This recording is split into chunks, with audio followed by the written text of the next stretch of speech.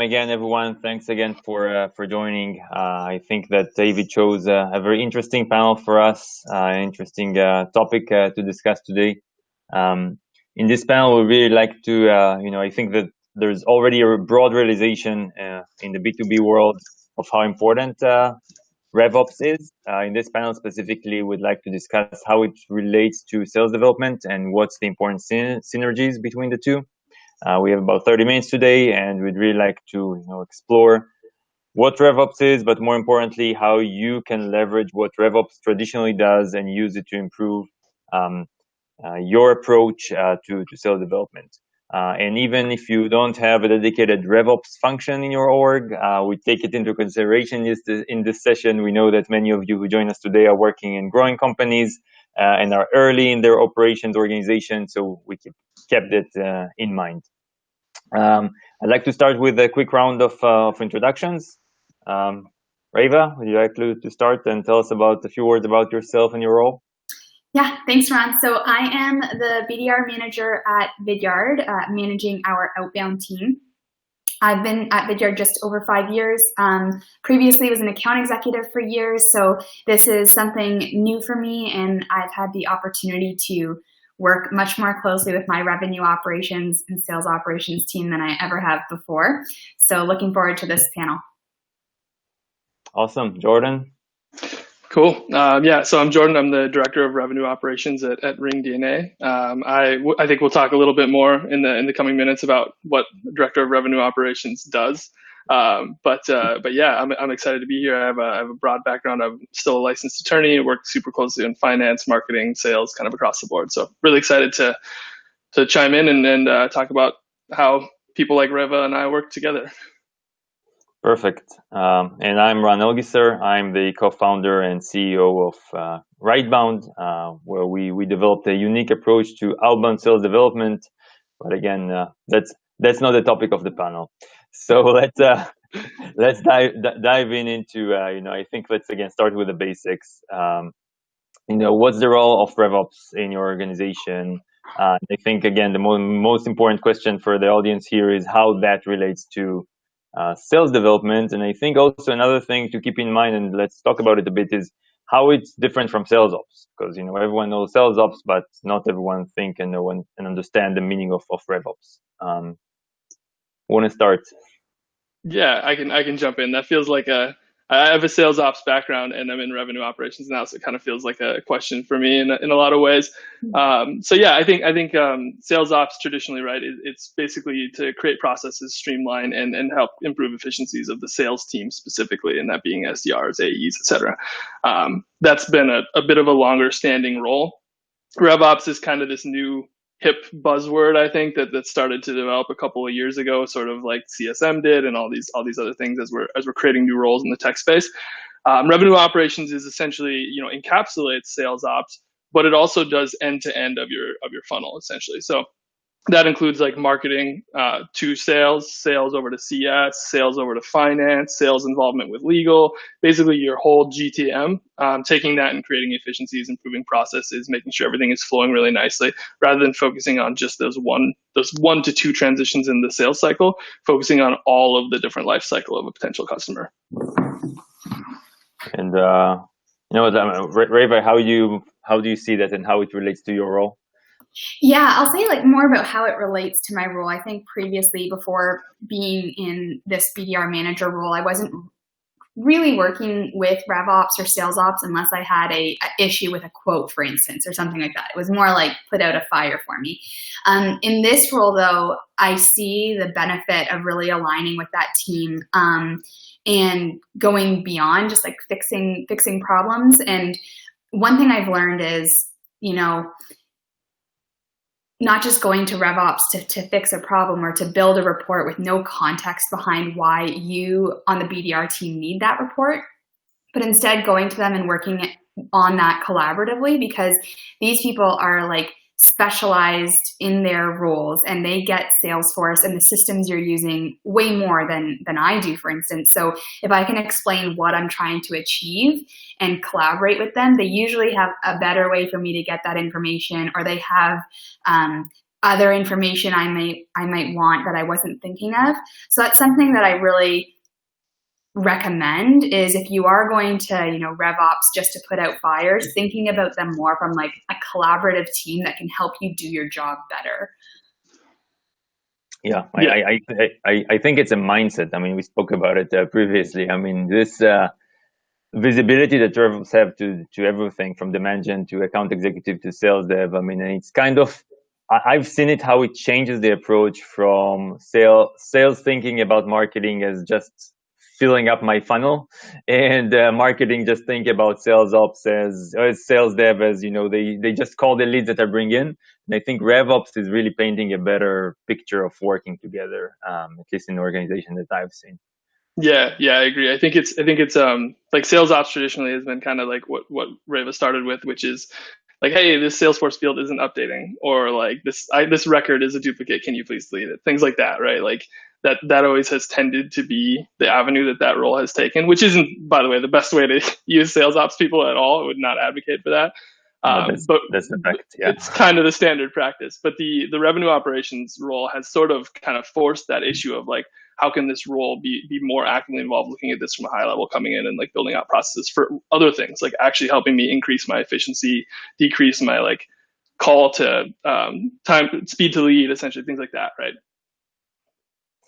Cool. So let's dig a bit and drill down a bit. I think that, a specific topic, and one of the biggest changes that I at least have seen changing usually when RevOps coming, but also in other organization, in many sales organizations, is really the shift toward an account-based approach.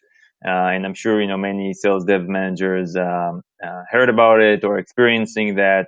And those who didn't, who haven't really wonder how they should look at this shift, right, into an account-based approach that is working across marketing and sales. Reva, I know that you said that at Vidyard you've just gone through this recently. So can you share a bit from your experience, how it impacted your team, the pros and cons of what you've seen of this transition? For sure, yeah. So we've chatted about ABM for years. It's been out there for years, this acronym. Some people say like, what is the difference? Isn't ABM what we do? But this like sophisticated alignment of like a multi-channel approach, sales and marketing working together, using a platform that brings those two teams together, like having the tech involved and everything, and that like executive sponsorship that the company believes in ABM, that's a different beast than just doing, my target accounts and a targeted approach. So we're in the throes, we're just like winding down our ABM implementation at Vidyard. And so I'm in the midst of it right now. Like pre-ABM, I would say AEs, SDRs, BDRs, we all had an understanding of like what our typical customer looks like. We had this kind of rule of like, if they've had 3 dead opportunities in the past, they're probably primed to purchase Vidyard. Just these kind of gut feelings about what's a good account. Post ABM, we really have this understanding of when does marketing own the communication? When does sales own the communication? And sales really understands what is marketing doing? Because like you said, Ron, sometimes it's like, they just generate leads. I don't know how they do it. But we know like these are the display ads going out. This is the direct mail piece. This is the Marketo piece. This is when sales gets involved. This is when marketing gets back involved. That's all very understood now. And I think just like some things we've had to think about are, I don't know about everyone on the call today, but traditional outbound, going cold on prospects, that's not the case with ABM anymore. This is very tailored and it's very relevant and personal. And you might not be doing as many activities as you used to. You might be doing far fewer, but you're building that credibility. So it's a different role when you're BDRing in an ABM world. And that was driven, by the way, by RevOps team at Vidyard?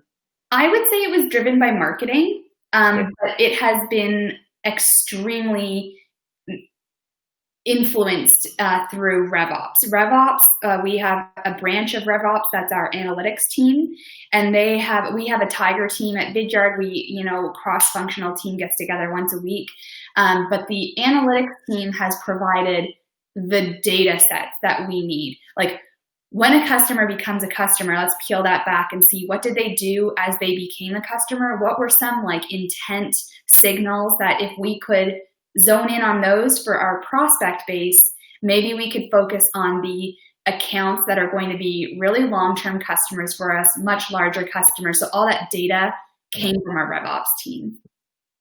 Yeah, the data to the likelihood, basically, and to the prioritization of the accounts. Exactly. What's your take, Jordan? Yeah, no, I mean, the data piece is where RevOps lives, right? Like that's sort of spot on. We do an ABM strategy here, and it's extremely data driven. I work very, very closely with our demand gen team, as well as our sales managers, obviously, because part of my job is to make sure that our transitions from marketing to sales are really smooth. And the easiest way to make sure transitions are smooth is to make sure that the leads are good, right? Like that's at the end of the day the best thing. So we use honestly, the list of criteria and data that we use to make our account-based marketing plan, it's crazy. It's like past performance, intent data. By the way, like the world changed 6 months ago. So like, do you look at 2 years of past performance, 6 months of past performance, like who's buying after lockdowns, like it all sort of refreshes. Yeah. And so we looked at all of that. We looked at marketing, pulling data on the marketing side of, great, now these ones are good, but they don't convert when we advertise to them on LinkedIn. So how do we actually like do that? Changing those sorts of things. And I think that, so using all of that to make sure that we had a really good, basically sales and marketing agreed to target list of accounts that we're going to go after, that we know, like we're very confident on all fronts are good prospects. Then it's the process of how do we actually execute something like that. Now, obviously marketing can go and crush like sending us leads, right? Like that's their number one thing. But then layering on the things of like, okay, now this ABM is an opportunity. We've met with them. This is moving forward. This is a great opportunity. We know that. How do I make sure when they Google us, because they will absolutely Google you, that the first ad on the top is still Ring DNA, right? Yeah. Like the ABM goes all the way through deal close, not just up to the point of. And that's kind of where RevOps comes in with in this instance, like SDR team kind of gets it, but by the time they kick it to AE, like that's kind of off the SDR plate, but you don't want to lose that opportunity, because at the end of the day, as an SDR manager, closed bookings is one of the most important things. And so the whole ABM strategy, top to bottom, is extremely important. Yeah, I 100% agree, and I'm with both of you, and I'm coming from a very strong data-oriented background, but I will actually say something. Take the other side for a second. Yeah. Like what Reva said in the beginning about that gut feeling that SDR have. I actually want to say that I've seen several organizations that are taking the ABM and the account base in general to the extreme, like taking account prioritization and buying likelihood, and basically it kind of shifted from becoming a guideline that helps to a limitation. And when you're over prioritizing and you're narrowing down the SDR work, eventually they actually hurt their performance, because they said, okay, we're only going to focus on the top accounts and the ones that from all the data are the most likely to convert and are big enough and have all the parameters and buyer likelihood and intent, et cetera. And then you kind of lose. And I think that there's, sales art versus science, right? I mean, there's some art to it, and there's some gut feeling that I'm not saying, just leave it to gut feeling, but leave some space and some time for your SDRs to still go beyond that set of accounts, to self-prospect, to go to that tier B of accounts, because there's still deals and opportunities that are hiding there, and there's still those creative SDRs that are getting those results through those. So I just, as you adopt this account-based approach, I think that the role of the sales development leader is actually to sound this voice of, guys, let's make sure we're also leaving some degrees of freedom for my team. Yeah, I totally agree. Salespeople love to be anecdotal. Like they love to use anecdotal evidence. They just do. And that's great. I mean, that's honestly, it's the eternal optimist of the salesperson, right? Like they want to say like, oh, like I know this isn't our target list, but I can go sell to them. I just know that I can. Great. And it works like, sometimes. Yeah, you gotta leave room for it. You also gotta leave room for people to go try things like that, because that's what makes their job exciting. And for an SDR, that's obviously extremely important. So yeah, when you're doing totally agree. When you're doing your ABM strategy, right? Like put together as much data as you can, make the decisions based on it, but absolutely leave room for that. Cool. So let's jump to another topic. I think, I mean, it ties to the overall, I think, again, role of RevOps. I mean, that's really you've touched on it, Jordan, earlier on as well. I mean, the alignment between marketing and account executives and sales development, I would even say, the BI team, the finance team. I mean, you're really tying it all together. The account-based approach is the obvious example, I think. What other specific areas you've seen this alignment that was really helping the organization to grow, helping sales development specifically? Yeah. So obviously we've kind of covered like the marketing and sales alignment. I think everybody can just see from a mile high view how important that is for the growth of your company. But I mean, at the end of the day, getting closed deals and actually like getting invoices paid and keeping customers and doing those sorts of things it requires the same alignment with CS. It requires the same alignment with finance. It requires the same alignment with legal. And the other piece of that is using, you can bring in and sync on outreach, different daisy chaining tactics with the AEs, like all sorts of basically what was sales ops, before, and still probably is in a lot of ways. But just can you give some examples on that? Because I think, again, what's obvious and you're already doing for 2 years is something that probably many teams don't yet. Yeah, no, I love daisy chaining. That's something I can kind of talk in depth about. It's something we do really, really heavily here, and I think is actually one of the coolest and most coordinated efforts that a company can do. So what I mean by daisy chaining is if I have a lead come in or I am outbound prospecting, somebody, and I have a quick call with them and they say, hey, like I'm using competitor A. I'm kind of happy our contract's not up for 6 months. So like probably not right now is an opportunity, right? But what I can do in our instance and just in our dialer, for instance, I can just hit a button that says, hey, they're using competitor A. It actually removes them from that email cadence and that marketing campaign and pops them into a new email cadence that's targeted at that competitor, as well as an outreach campaign that's targeted at that competitor. And that's just one click for the sales development person that just kind of like flows all that through. And then we have that data forever. So I can go in and as a RevOps person, pull a list of here's all the people using competitor A. Competitor A just had 2 days of downtime and all these contracts are up in 3 months. Please reach out to them, right? And that's hugely valuable. And that's something that's really quite easy to implement. Easy is relative, but easy is relative if you're not there yet. Yeah, but it's worth it. I agree. I think this is why I asked you to talk about it, because I think it's very valuable and it's worth spending your time on that, because it can really change the overall voice and outreach and the success of your what you're doing. Reva, do you want to add other examples of things that RevOps kind of align between your team and marketing and others?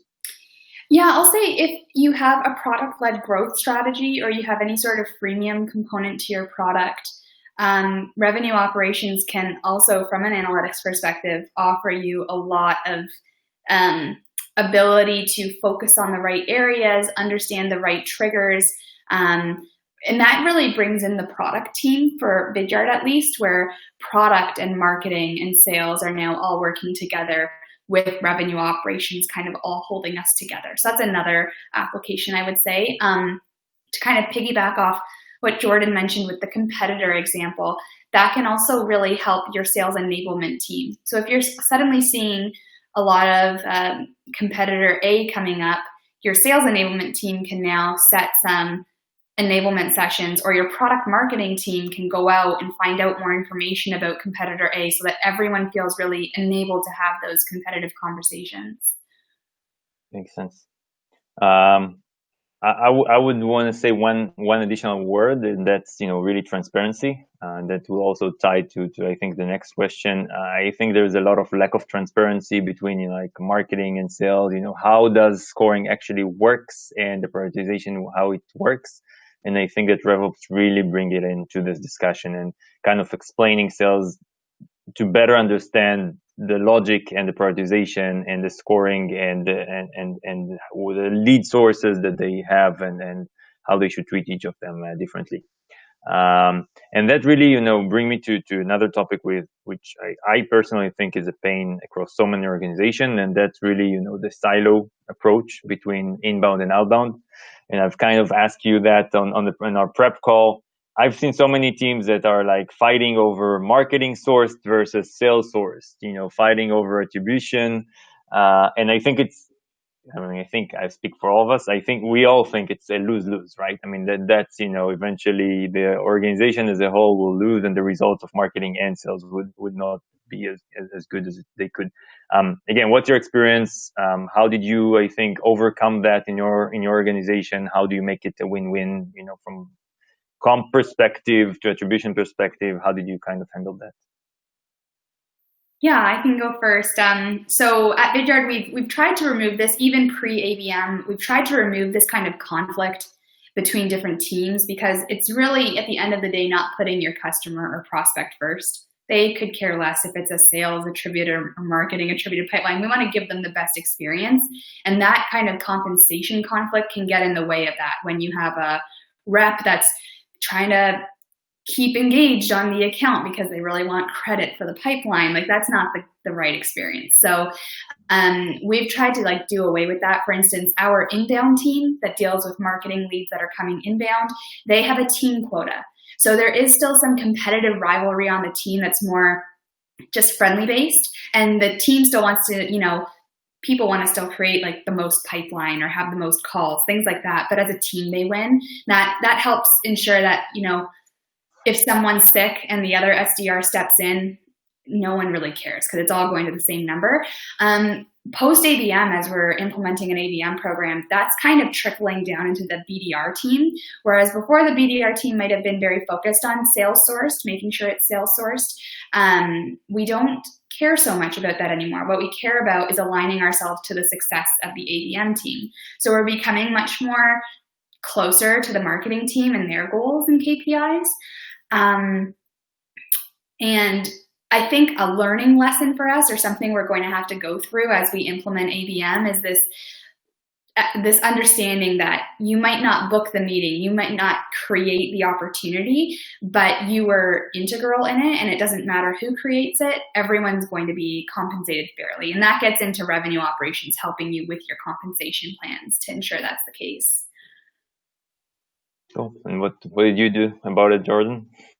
Very similar, honestly. I love that you mentioned that you have an inbound team and an outbound team. We have the same delineation. That's been super successful. And I think it makes the comp piece easy from a RevOps standpoint. Like, the inbound team gets comped on inbound deals, outbound on out. Like, it's very simple and streamlined, which is something that a lot of sales professionals can't say about their comp plan, and is extremely important, I think.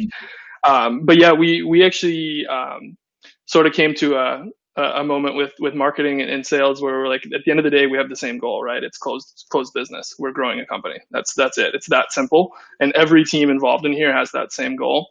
So why are we squabbling over, is this coming from marketing? Is this coming from sales? Like, who cares?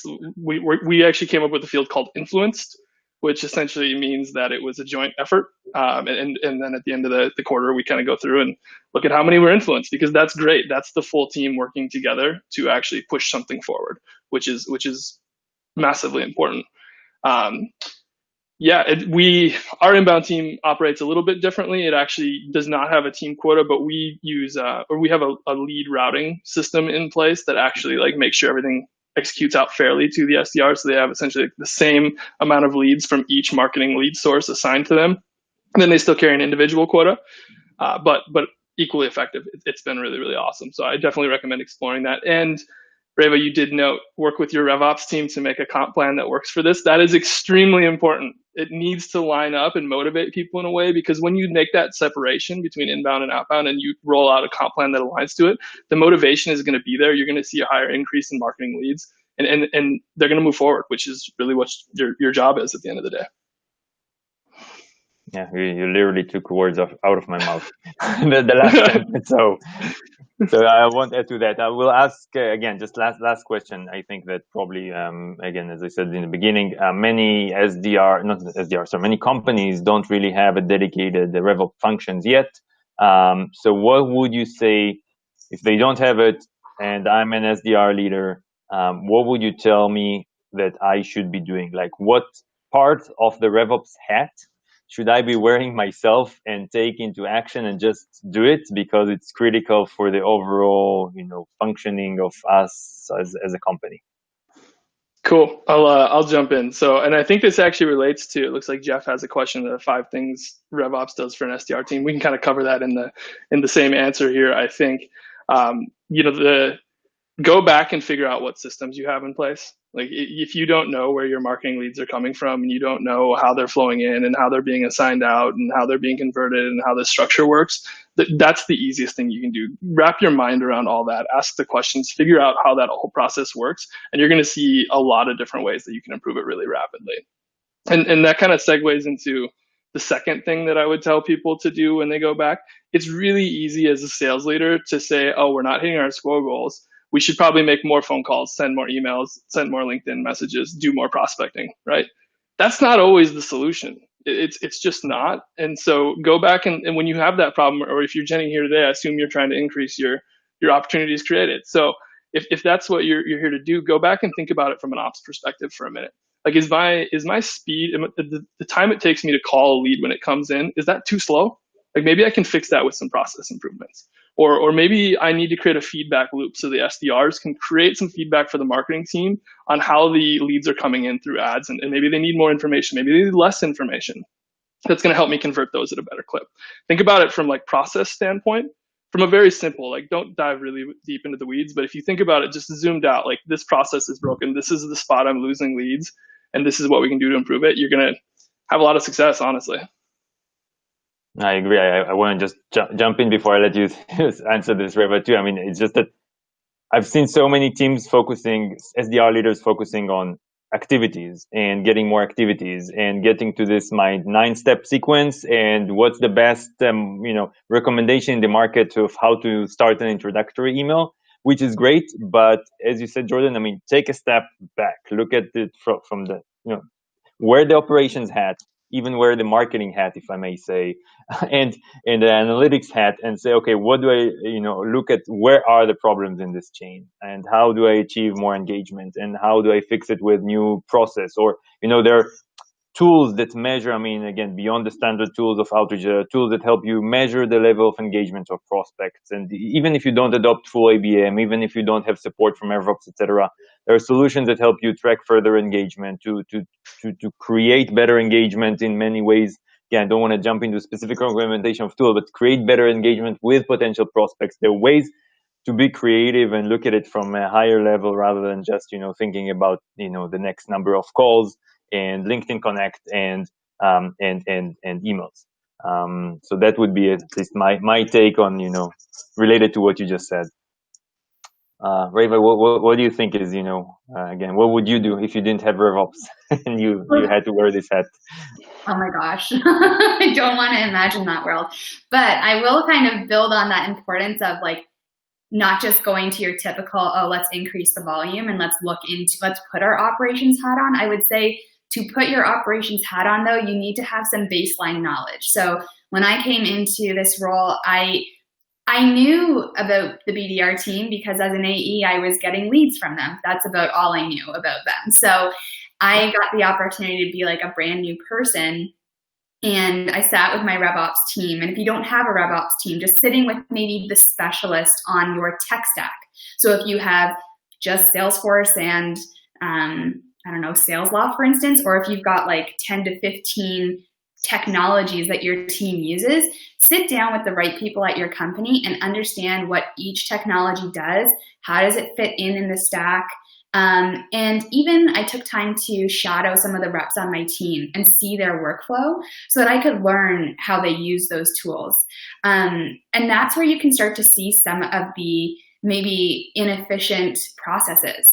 But you can't put your operations hat on if you don't know how anything works or you don't know the names of the platforms you use or what purpose they serve. So I would highly recommend that to anyone who feels a little hesitant about like what they use on the tech stack side. Makes sense. Yeah, totally agree. And somebody at your company knows what tech stack is doing what. It might just be that 9 tech stacks have 9 different people that know, but somebody knows, right? So go find those people. Like get back and they'll teach you. Yeah, go. Yeah, I agree. Yeah. So again, we're out of time. Thank you very much, Reva and Jordan, for joining us. Thank you everyone who attended for joining us, and have a great rest of the conference. Thanks everyone.